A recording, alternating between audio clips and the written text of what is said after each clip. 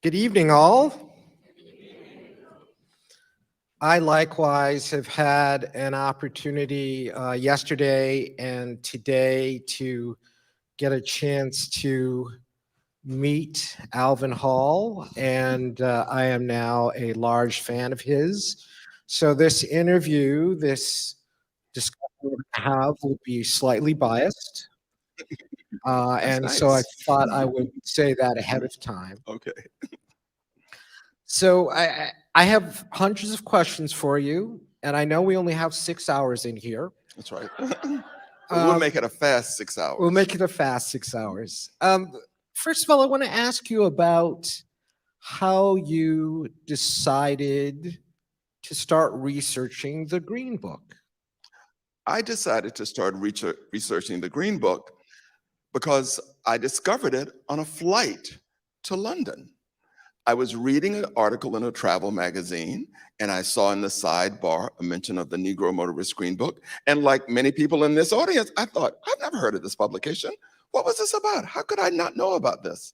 So when I came back to America, I went to the Schomburg Center for Research in Black Culture, part of the New York Public Library, and I started to look at the Green Book. Much to my surprise, the Schomburg has the largest collection of green books in America. And at that time, Jerome, you could actually touch them. So this librarian, Myra Liriano, laid them out on the table, and I went through them, and I was amazed. My first discovery was that in the town near where I grew up, Tallahassee, Florida, there was a Green Book Hotel that I had never heard of. I drove past it all the time. My parents did. I had no idea it was there. And I thought, if I don't know this, how many other people don't know about this? And that started me on this journey. And so, as you started to do your research, how did this idea for something larger come about that went past just interests of yours to something larger? The fates. One day I was at home and I got a call from a producer in the UK who produced for BBC Wales. He had read about the Green Book in an article. He called my UK agent. She called me immediately. And I called back and said, I can't believe this. How do you know about the Green Book? And I thought this was fate delivering a gift to me. So I said, yes, I would host the BBC series that he was thinking about doing. First, we had to get it approved. That took no time. Then we had to conceive a program. So we decided that looking at the Green Book should require a journey through space and time. For the BBC show, which is called The Green Book, which is still available on BBC's website for Radio 4, the time was from my past, being born in segregation south of Tallahassee, Florida, to the then future Ferguson, Missouri, where Michael Brown had recently been killed. The space was from Tallahassee to Ferguson following the historic civil rights route. That's what we came up with. And we got enough money from the BBC to do that trip and do all those interviews in 5 days. And we created a 37-minute program that aired around the world in every country except America. And this was in 2016. And so we were a bit frustrated. We couldn't figure out why it wasn't. We were on WAMU, Washington University. We were featured on the New York City public radio station, but nobody picked it up. And so I kept thinking, there's more here. There's just so much more here. And then one day I walked into the Museum of Modern Art, where they had an exhibition about Jacob Lawrence based on the Great Migration. It was called One Way Ticket. When you walked into that exhibition, they had this incredible infographic showing how cities like Cleveland, Chicago, Detroit, Philadelphia, Newark, how the African American population had changed in those cities. In 1910, at the beginning of the Great Migration, the African American population in Detroit was 1.2% of the total. By 1970, it was 43.7% of the total, the largest increase of any city in America. I decided that I had to start this road trip in Detroit because all of those people had come from Georgia, Alabama, Mississippi, the Florida Panhandle, Louisiana, and although they had gone up there for jobs in the automobile and related industries, they all had to go back home. That became the inspiration for the second road trip. And then, of course, I had to go out and find somebody who would put up the money to produce it. And that involved knocking on doors for a long time before I had lunch with a lady named Alyssa Martino at Macmillan Podcast. And 20 minutes into the conversation, she said yes. And that's how the podcast got started. Mm. Let's thank her greatly for bringing you to everyone. So you did this trip, this 5-day trip to Ferguson, Missouri. When did you start thinking about doing a book and another trip? The second trip, based on what I saw at MoMA, really had so much richness in it, just the idea that a book had to come. I figure 2 road trips would be enough to do a book on. That was my thinking at the time. And when we finished the road trip, given the budget, we had to do 2,021 miles in 12 days and 40 interviews. And so it was like shooting a movie. Every day we were on the road moving to a different place. And it was tough. But one of my requirements was that we could have no notes in our laps when we did the interviews. We had to be fully present for every person we spoke to. And I say we because I had an associate producer, my friend Janée Woods Weber, and there was a field producer who was recording all the interviews, Olawakemi Aladesuyi. And at those moments, when we were just looking people in the eyes and having these incredible conversations with them, they would say, I know you may not have time for this, but, or they said, talking about this with you, you remind me of my uncle such and such from down south, and let me tell you this story. And at the end of the road trip, Jerome, we had something way greater than a simple road trip. We had an insight into African-American culture during Jim Crow and segregation that I didn't even know what to do with. I mean, I sat there with it for 2 weeks and I just didn't know what to do with it. And then 2 weeks became 3 months and we were trying to edit it together.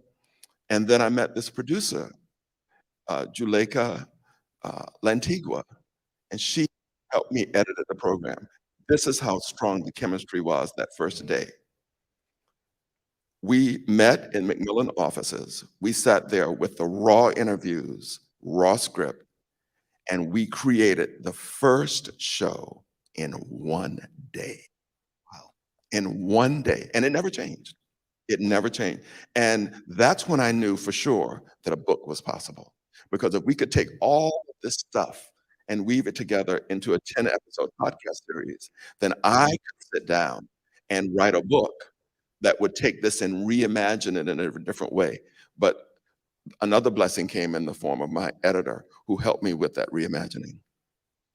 One of the things, I think I said this to you yesterday, I was so surprised that this was a 12-day trip because of the richness of the stories, the richness of the history that you present in the book.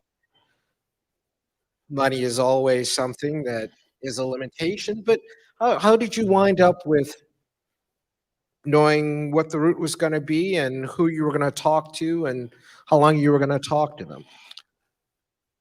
Working with Olawakemi Aladesuyi, we sat down and looked at the cities along the route.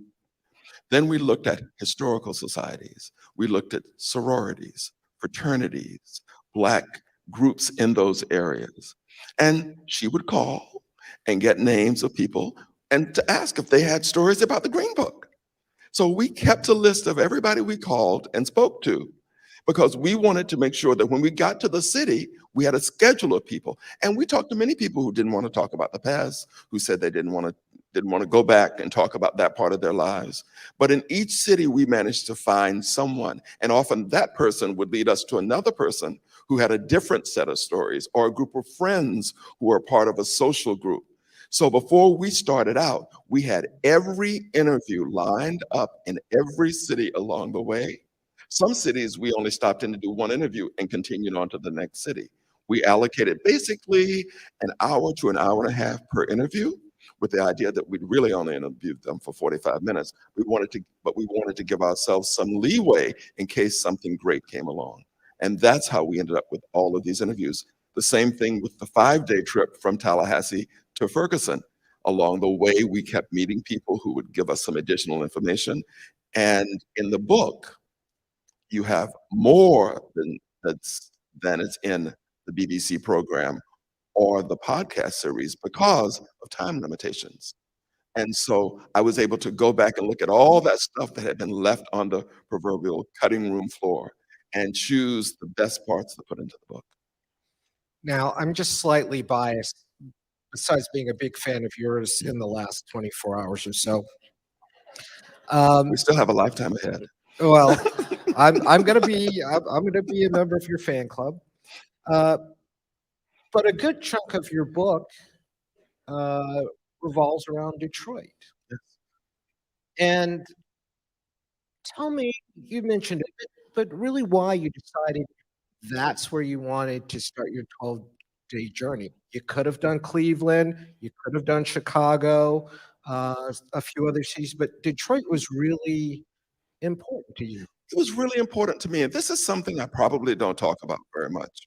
Um, so I worked on Wall Street for years, and one of the things I would often do during the summer is to participate in a program that was started by a company then called Dean Witter.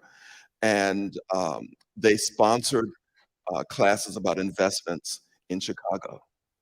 And I would go there every summer and teach and take them to the CBOT, the CME, all the exchanges. And the reason I chose the Providence St. Mel School was because a lot of those kids' parents sent them back to the South in the summer.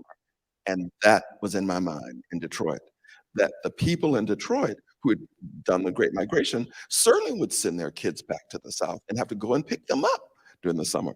So that was part of my underlying reason, because I really related to that.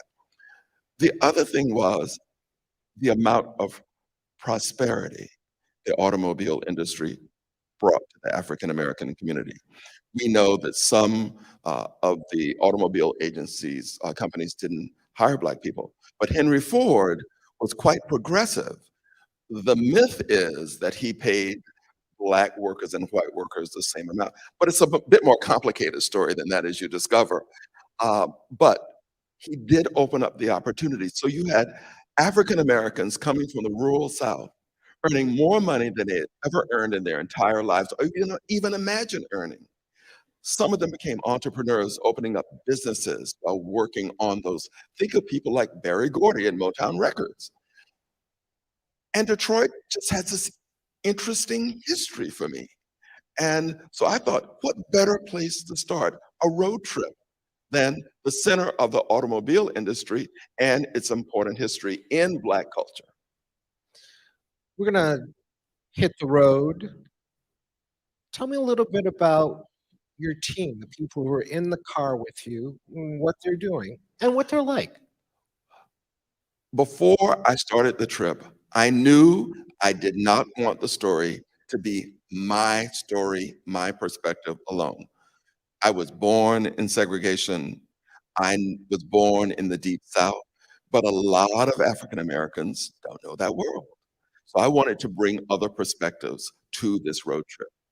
So I chose to ask my friend Janée Woods Weber, who is biracial, born in a Massachusetts town where she was one of the few even light-skinned Black people in that town, and her experience of African American history. She only knew the bullet points. She knew none of the details. But also, in recent years, there has been a lot of immigration from Africa. So I wanted somebody who was born outside of America. And that was Oluwakemi Aladesuyi, born in London, raised in Nigeria, immigrated to Springfield, Illinois. A completely different perspective, not knowing the history or the codes that I know. So the three of us on the road, I thought, would have great conversations. So we recorded all of the conversations between locations because I wanted to hear how they were processing it, what they were thinking on that road trip.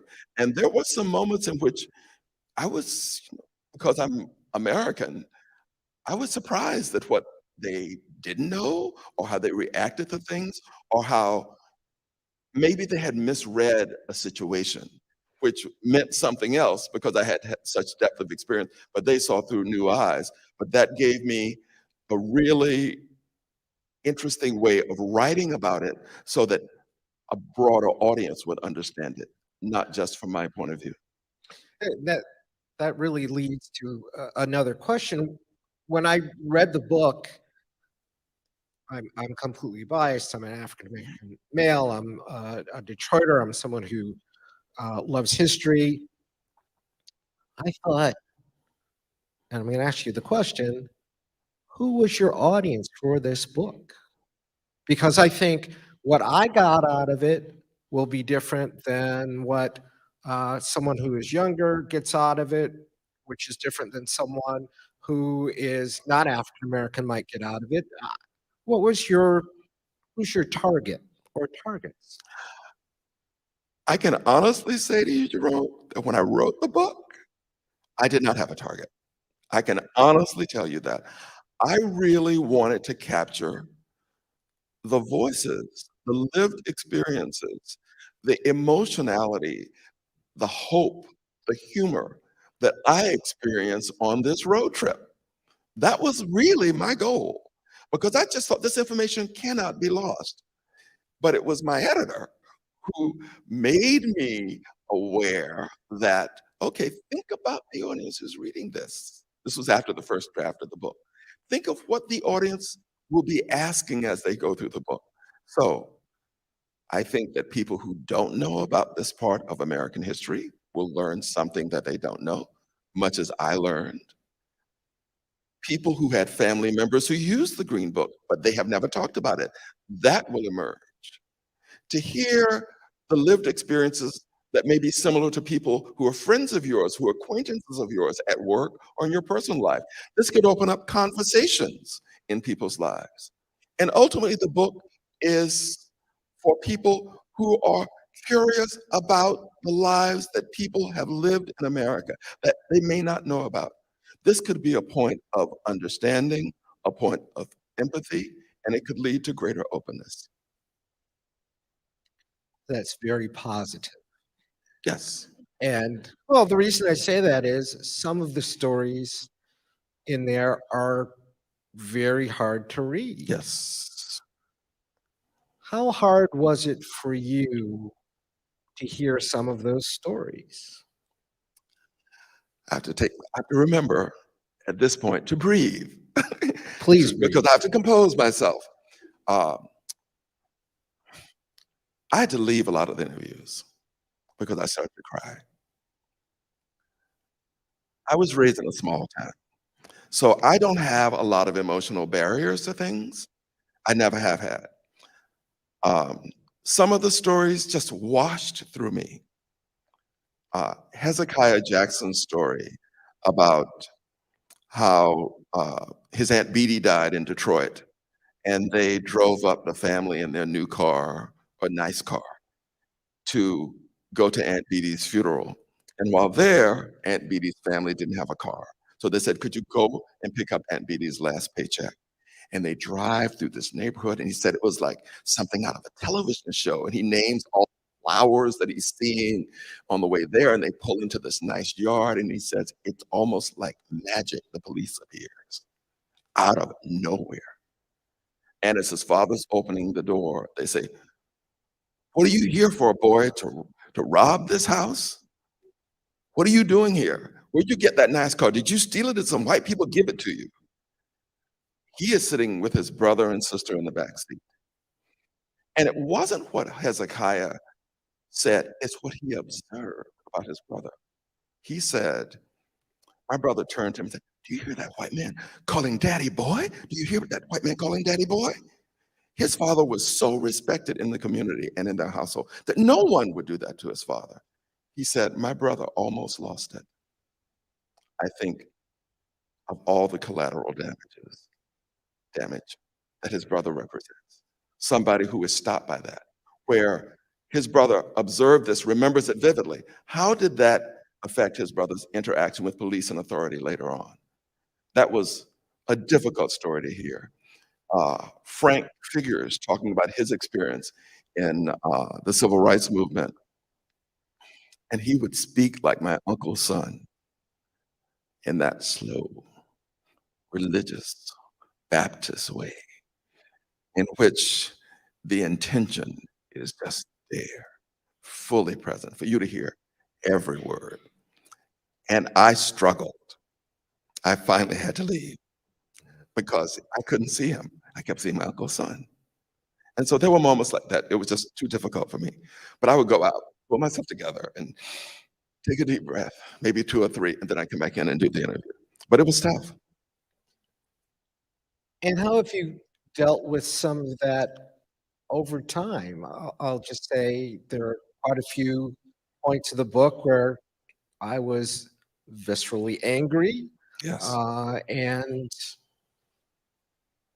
took a breath. I know how things used to be.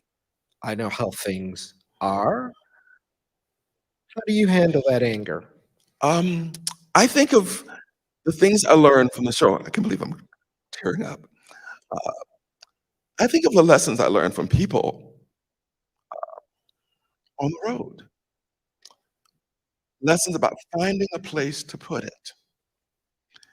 In your life, you know these things exist. But you, as Dr. Evelyn Nettles said in Nashville, you can't let it hinder you moving forward. You can't let it be a dark cloud over your life. You have to move forward in a positive way. And so I think about that all the time. But I also think about Jan Miles, who does a book called the Post-Racial Green Book, in which she chronicles mass incarceration, police stops, death on the road, all of those sort of things. And I ask her, how do you cope with this? How, if your life every day is looking at this, how do you cope with this? And she said, finding a place to write it down gives me a place to put it. And I said, that may not be enough. And she said, but I remain optimistic because on social media, the news, you look at who is attending these book signings. It's much more diverse than it was in the 60s and 70s. So many more people, many more diverse people are aware and sensitive to these issues and are giving, and their participation gives me hope. So that's how I cope with it. You mentioned the word hope. Um, that was something that you say in your book was in the original idea of the Negro Green Book. Yes, it was. Tell us a little bit about that hope, how it showed itself in the original Green Book, and how it's made its way to you.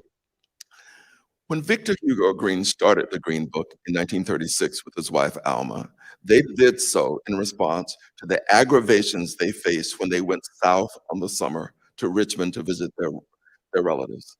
And he did call them aggravations. What a nice euphemism. Um, and he hoped that by first canvassing his friends and then going across America, that he would be able to help Black people find safe harbors. And he did that. It went up to the Mississippi until 1938, and then it spread across America. But if you think about this, during segregation and Jim Crow, the Chronicle each year, because this was published each April or May, it reflects the changes in African American communities across the US. How many new people were starting businesses? How many old businesses were going? How were those Black communities expanding? What were the services they were offering there? What type of people they attracted to those locations. It is really a testament to Black entrepreneurship during this period. And you think about the number of businesses there that are owned by women, started and owned by women during that period of time. Most people think of Black women as owning businesses, but hotels, restaurants, tourist homes. It was an incredible record to local communities as well as the nation about how African Americans sought to create their own lives, their own way to the American dream in communities that were segregated. So it was like creating a parallel world, that old saying, creating a way out of no way, right, is what they would do. So I think about that and how many people held on.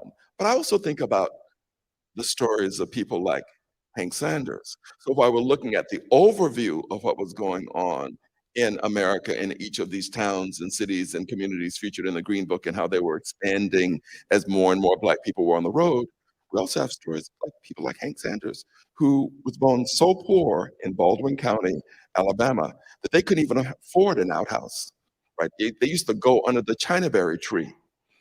And the white man that his mother worked for gave them newspapers to use as toilet paper. And one day he was reading one of the newspapers and he read about Thurgood Marshall. And he said, I want to be a lawyer like Thurgood Marshall in his class one day. And all of the students in his class laughed. They laughed so hard that he cried and cried and cried. But he turned that experience into steel and determination. And he went on to graduate from Harvard and become the first African-American senator elected to the Alabama legislature since Reconstruction. And I had the pleasure of interviewing that man. So there's hope. You know that Victor Green created the Green Book to give people hope. People like Hank Sanders, lives represent hope.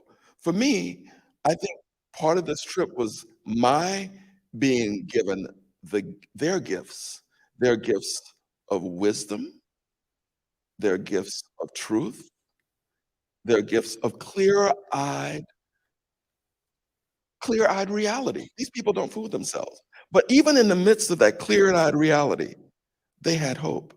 They believed that they could make a better world, not just for themselves, but for their children and their children's children. And they were going to counter the narrative that was going on in society about how African Americans lived. They were going to live better lives, and their children would live better lives.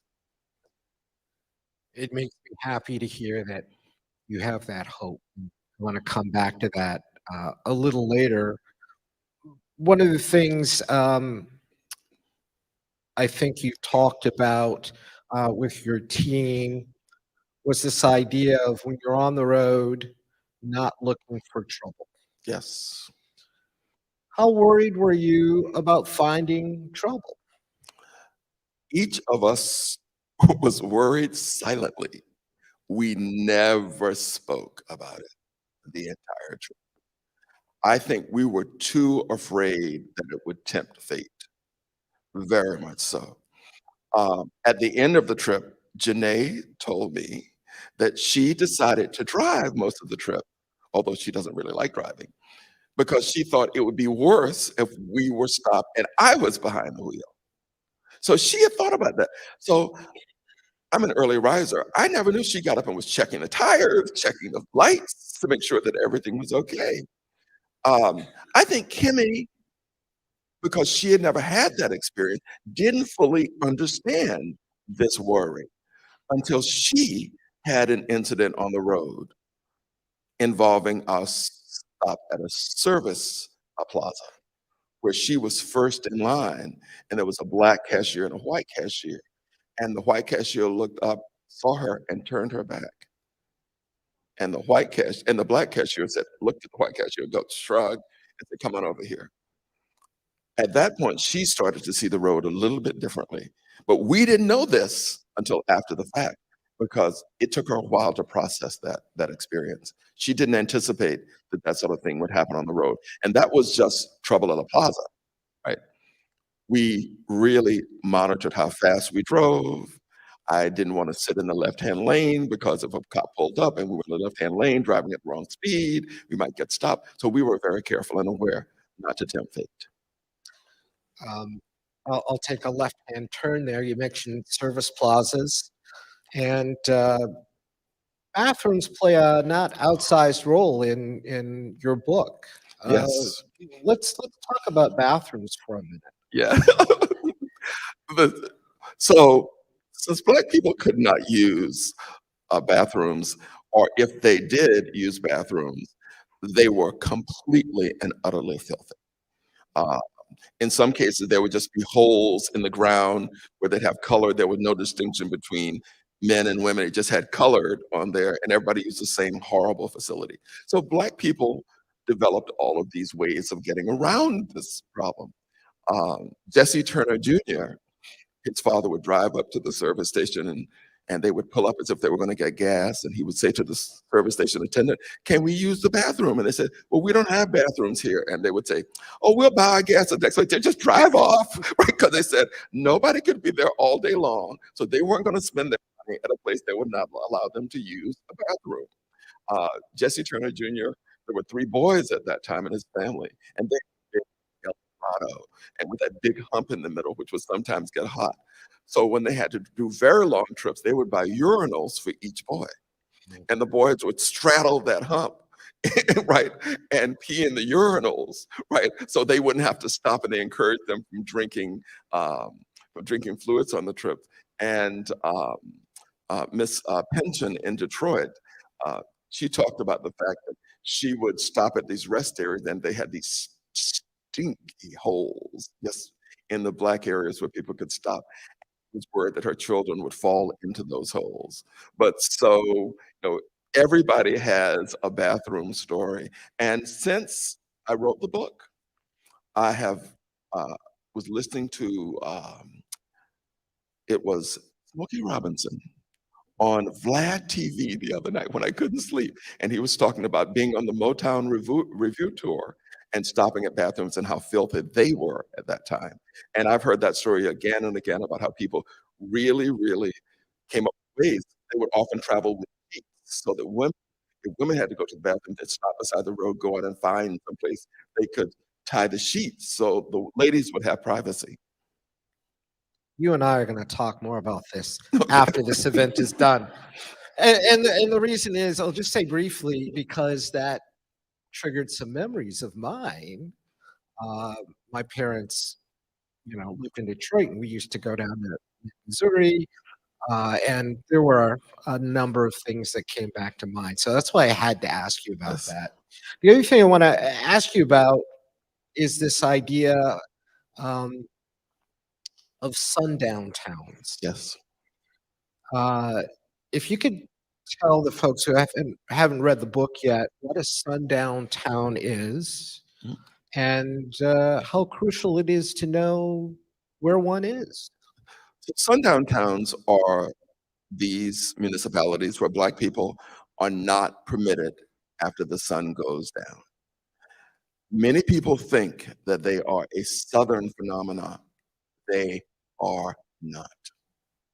The largest number of sundown towns are in the North, with Indiana leading it, Ohio being second. It's quite shocking, actually. And these were either, in some cases, actual laws or practices in those towns. James Lowen, Loewen, who died last year, wrote a book, Sundown Towns, The Hidden Secret Racism of America. And during my first road trip, a man told the story of a Black man who got caught in this town in Georgia, in North Georgia, and he was tarred and feathered because he was caught in the town after sundown. You know many of the communities, actually. Levittown, where a lot of people came back and bought houses after the war, had no Blacks clauses in their housing covenants, and they were not permitted to be in the city limits of Levittown at all. In Detroit, you had Grosse Pointe, Grosse Pointe was a sundown town. Dearborn was a sundown town. Dearborn was notorious, actually. Black people didn't get caught in, even during the daytime, you would be stopped there. So it was quite pervasive. Now, people may say, yes, there was some in the South, but the South was different for one reason. Often there was a single street or a single railroad track that separated the Black community from the white community, because many of the Black people worked at the white houses there. Therefore, they wanted to be able to walk to work much more easily. So you had less of that clear, not after dark business in the South. But in the North, it was pervasive. Long Island, I just did a film documentary, a short, looking at the Green Book on Long Island, and it was just amazing how much segregation existed and still exists on Long Island. So as you think back about your travels and these stories, are there one or two that particularly affected you, particularly stay with you even now? Yes. Will you share? Yeah, I'll read you one because I think it's a story that, and I may break, my voice will crack doing this. Janée and I, when we do talks together, she always says, I can always tell when you get to this story, you're going to cry. And it's true. This is Hank Saunders remembering his parents. My father was a very quiet man, a very strong man, but very quiet, who worked all the time. I worked 14 or 15 hours a day, just like my father did, even today. My mother had a peculiar confidence in her children. Sometimes in that three-room house, when things got real bad, my mother would make us all come to the front room. She would sit in the only chair. We only had one chair. She would sit in that chair and she would make us sit on the floor in front of her. And she would say, children, things are always kind of bad for this big, poor family. Sorry. But they're real bad now. And then she'd just go silent for a moment, making us focus in on her. And then she'd say, but don't y'all worry, I'm at my best when things are bad. It was such a powerful moment. Even thinking about it makes me cry. And she was at her best. And I'd like to think that I have a little bit of that and that her other children have a little bit of it. And so when things get bad, we try to be our best. My mother was a fighter. She really was. She was an extraordinary woman. My father was extraordinary too, but my mother had the gift of words. My father had the gift of example.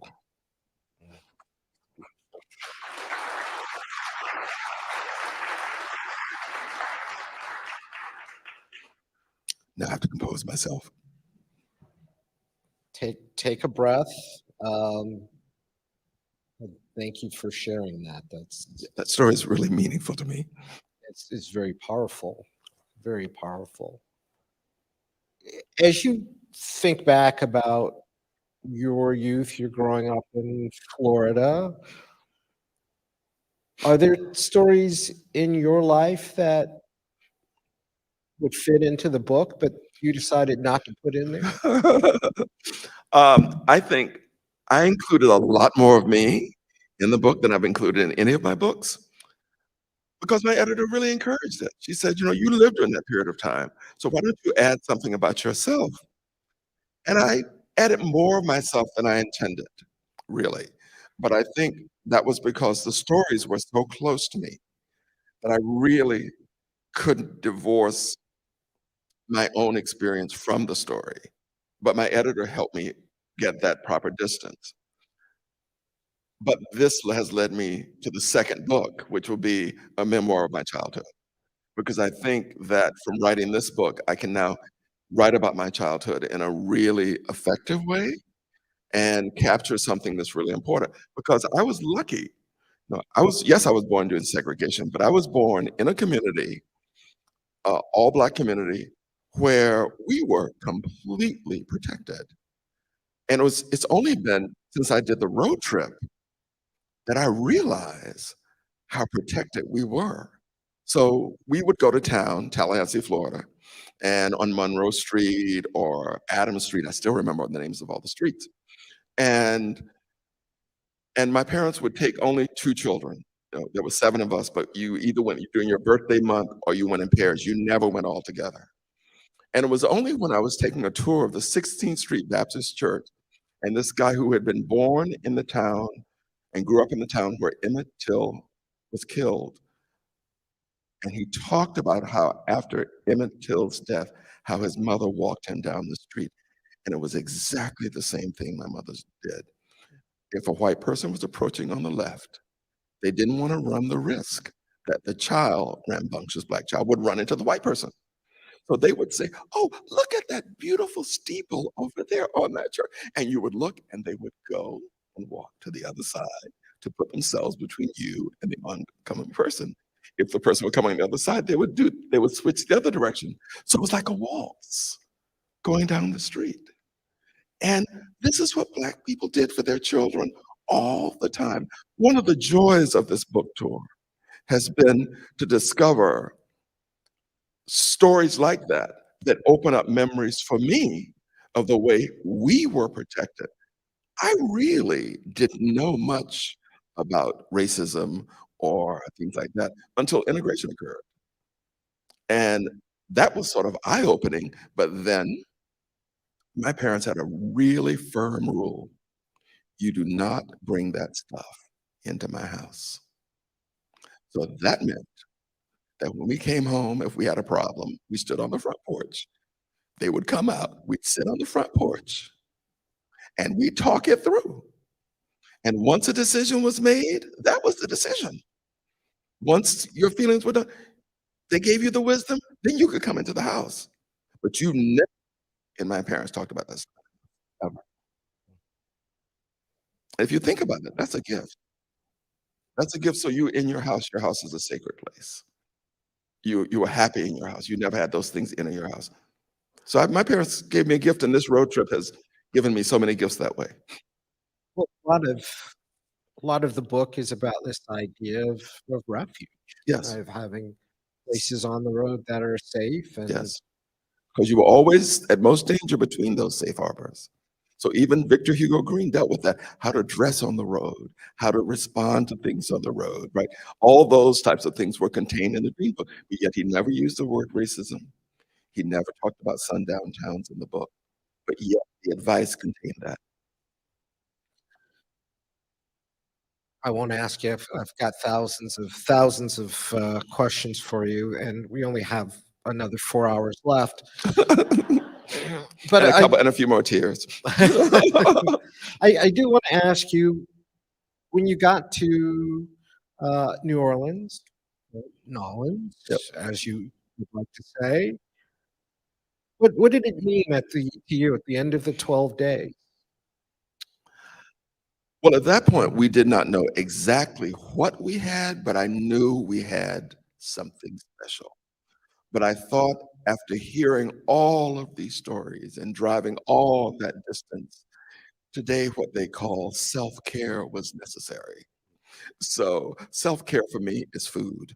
I love good food. So we made a reservation at Dookie Chase restaurant, legendary.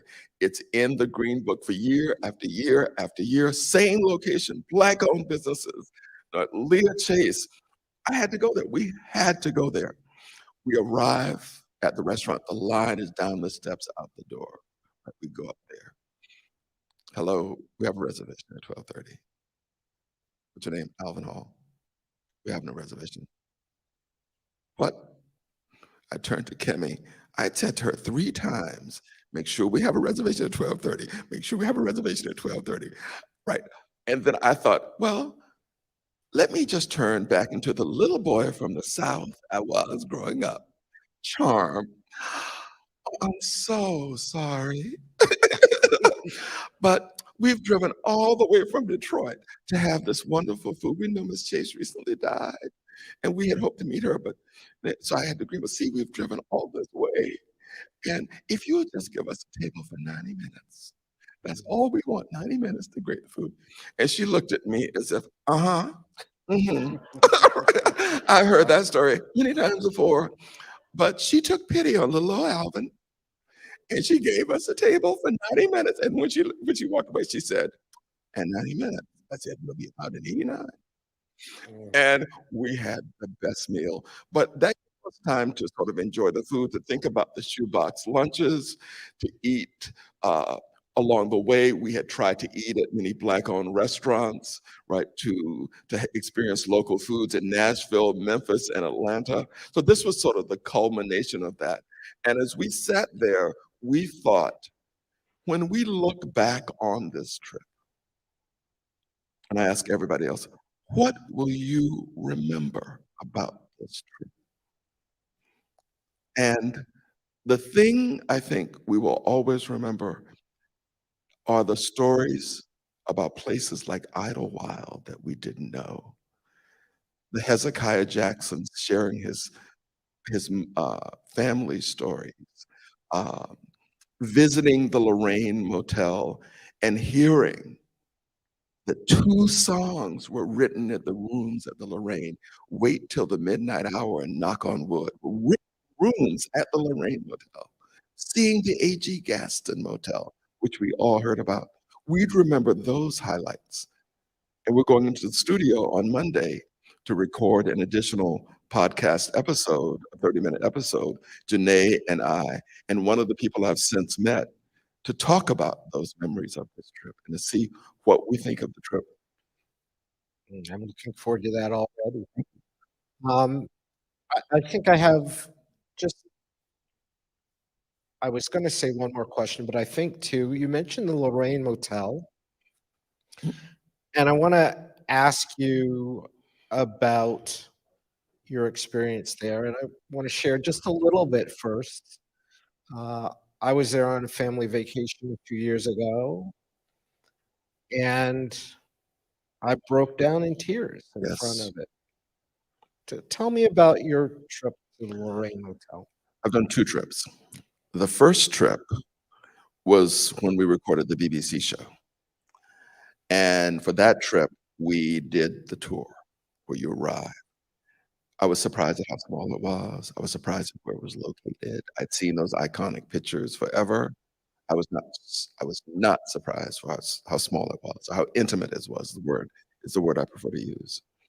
And then when we did the tour, there was a lot of people from Britain that day in the tour, and people were sobbing.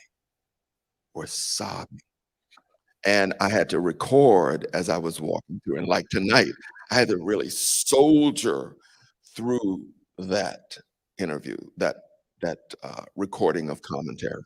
And then when you hear Mahalia Jackson sing Precious Lord, you just lose it. You can't hold it together because that song just washes through you. That visit was really powerful. The second visit with Janée and Kemi was probably as vivid an out-of-body experience as I could have, because neither one of them had my knowledge. And so I watched as we drove up to it, and I deliberately came away so it would reveal in a particular way. And Janée couldn't talk. She stopped talking. And she said, "This is a reverential place. I can't talk." And Kemi was just dumbstruck by it all, because they didn't really have that knowledge. And when you go through the tour again, at the very end, we did no recording during that period of time because I wanted them to have that experience, to see where that assassination took place and to recall that experience. And we took a break, and then we came back and interviewed Dr. Noel Trent about the place. But I encourage everybody to see that, the Legacy Museum in Montgomery, Alabama, and the National Memorial to Peace and Justice, because all of those places are so profound. But the Lorraine, the intimacy of it, you can't keep it outside yourself. Last question from me, and then we'll allow the audience to ask a few questions. What would you like everyone in this room everyone on the live stream and all the millions of people who are going to buy this book, what would you like them to take away from your experiences in their reading this book? I think that the book contains the lived experiences of people, some really horrific. But you'll also find in this book how these people I've interviewed turn this into something that that became wisdom that allowed them to live better in the future. They're not trapped by that. They don't let it hold them down. And they use humor, irony, and simply getting together with other African Americans or other people to have a good time. And that's the healing that takes place in this book. In this book, there's an incredible amount of positivity, because I wanted people to read this book and to hear the stories, but also capture what kept these people not only surviving, but moving forward. And I guess I want people to think about how African Americans protected their children. To me, that is something that I don't think many people are aware of.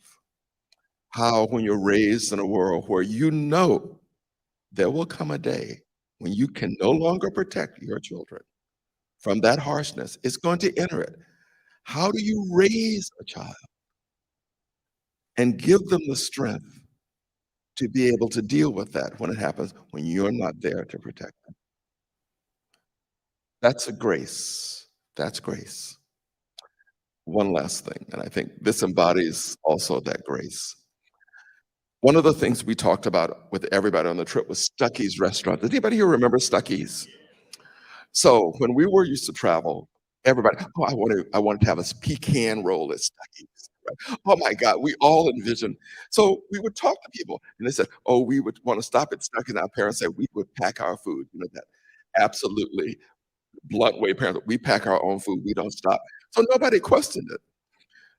In every case, when we talked about Stuckey's and we said, well, you know, we found out we couldn't go there anyway, and we'd all laugh. We'd all just have this great laugh and say, probably pecan worlds are that good anyway. And how people turn the truth into a moment of grace, looking back at the past and not being harsh about it, but laughing about this reality. That's grace. And this book is full of that grace. Thank you very much. You're welcome. Oh, please, please. Thank you.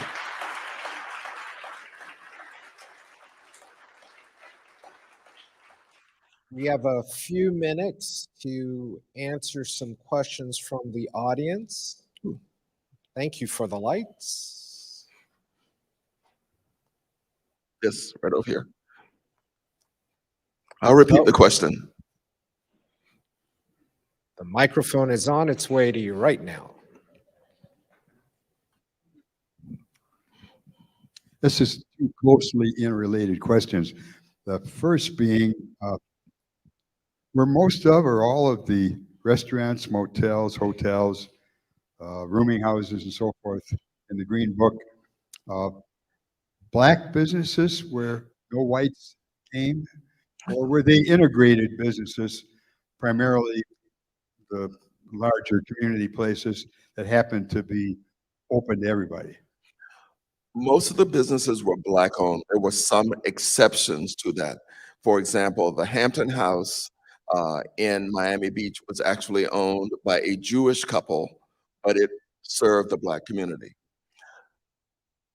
Most of the places were open to having white people stay there, but because of segregation rules, white people never came. One of the things we learned about in Detroit, for example, was that the clubs were called Black and Tan clubs, something I didn't know. So because they would allow both Black people and white people to come there, they were referred to as Black and Tan clubs. So a lot of the Black owned places encouraged white people to come. But many white people wouldn't come either because of segregation or because of the narrative, the larger narrative created about that part of town as being dangerous or unseemly or that sort of thing. Thank Other you. question? Somebody up there has a question?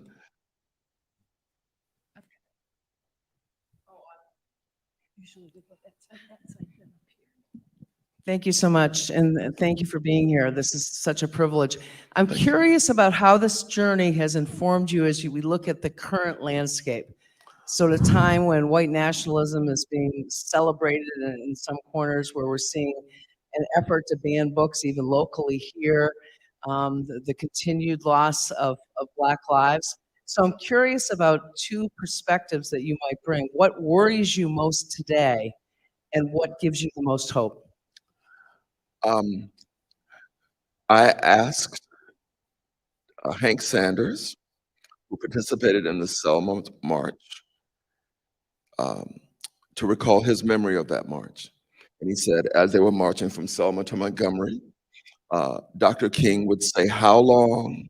The crowd would say, "Not long." How long? Not long. I then said to Senator Sanders, if Martin Luther King was standing in front of you today, what would you say? And he said, Dr. King, I did not know you were talking in biblical years. He said he underestimated the depth of white supremacy in this country. He underestimated the entitlement to white supremacy in this country. During the interviews, we didn't have to draw the through line to today. In almost every case, the person would pause and talk about something that happened today. Especially the current actions in Florida just seemed just shocking.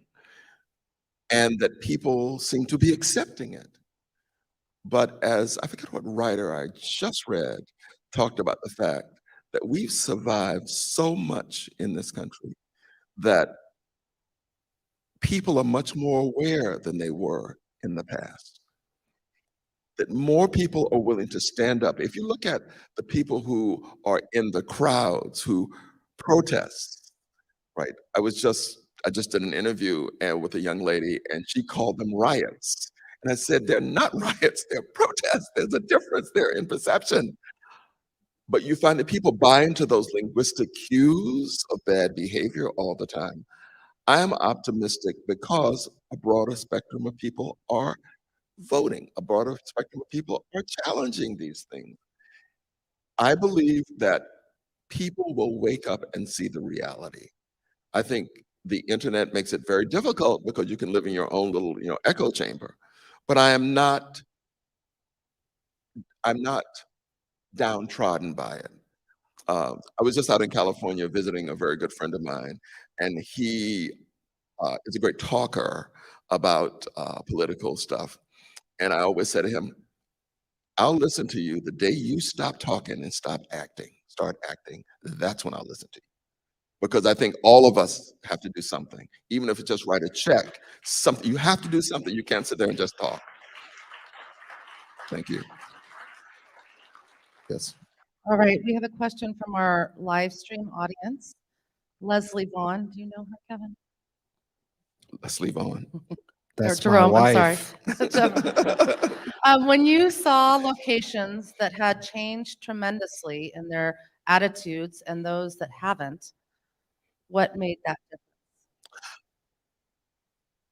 I would say community action. I think that I learned a lot from Jerome, from Jerome Vaughn. I learned a lot from Jesse Turner Jr. And he said that in these communities where you had Black leaders who were trusted, they were trusted by the school system, they were trusted in politics, they were trusted in church, they were trusted as honest people, and they would try ideas that failed, but they never gave up. They kept coming up with another idea. And that persistence and learning from what did not work, but again, being positive and moving forward, that brought about change in many of the communities.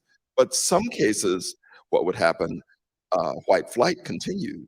So then, as we discovered in outside of Birmingham, there have whole communities that are just basically now sundown suburbs where you get challenged if you go to those. But I think more and more people are aware of these things now and write about them and talk about them. Somebody else had a question up there? Yes. I have a question for you personally. Yes. What was the biggest change that you experienced during this latest writing journey of yours? Not what you learned, but how did it change you? Okay. Compose myself another time.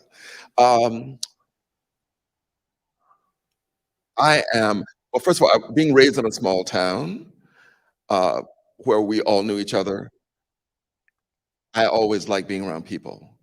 And so I'm always open to people. I think that now my emotional intelligence is a lot higher, and I can see falseness in people a little bit more clearly than I could before. But I try not to let that stop me from conversing with people, talking with people who are very different on a political spectrum than I am. Uh, I have a wonderful friend in Pittsburgh. Her name is Tawana Cook, and she taught school. She was principal in a school sometime, and she always said that when you're teaching, you change people one person at a time. And that's become much more my philosophy. Yes, I have a bigger stage, but it is in those one-on-one conversations with people, in those social interactions, that really where things change. And on a real personal basis, I discovered or rediscovered the healing power of the music that I grew up with. I have a pretty big record collection, and sometimes I just come home and I have to hear uh, Shirley Caesar sing, I won't go back no more, no more. Or I have to hear Mahalia Jackson sing Just a Little Time to Stay Here. I have to hear that music because it heals me. And in those gospel songs of my youth, there was always optimism that if you made it through, all you have to do is persist and make it through, and you can start the next phase of your life. That's how it's affected me the most. Any other questions? Let me wrap it up with just one question then, and that is, let me think of how to frame this exactly. To me, one of the words that comes to mind, exemplified by this book, is the idea of resilience. Can you talk a little bit about the Yes. importance of that? Yes. The Green Book was both an act of resistance and resilience. And many of the things people talk about embody that. Resistance, saying, I'm not going to take this. You may want to put me over in this corner and keep me in that corner, but I can be inventive, creative. I can express ingenuity. And by giving myself the good life that you're denying me over here, I'm giving it to myself. I'm creating it. So by giving Black people this guide to safe havens, that was an act of resilience, because it said, yes, we can't do it over here, but we can do it over here, making a way out of no way. That's why the Green Book is so important to understand. All right. Thank you. Ladies and gentlemen, Alvin Hall. Thank you. Thank you very much. Thank you. Thank you. Thank you. Thank you very much. Thank you. Thank you.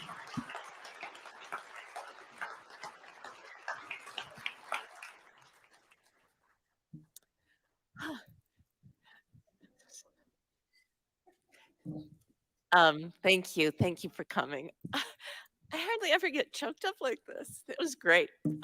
Thanks for staff, volunteers, NWS Board, Horizon Books. Thanks to all of you for making this work so well. We'll be back again on March 10th with Dan Egan You might remember him. He wrote The Death and Life of the Great Lakes, and his new book is about phosphorus, which he fondly calls the devil's element. And when you read it, you'll find out why. Meanwhile, um, stick around. Alvin will be signing books, personalize them if you wish, and thanks so much for coming.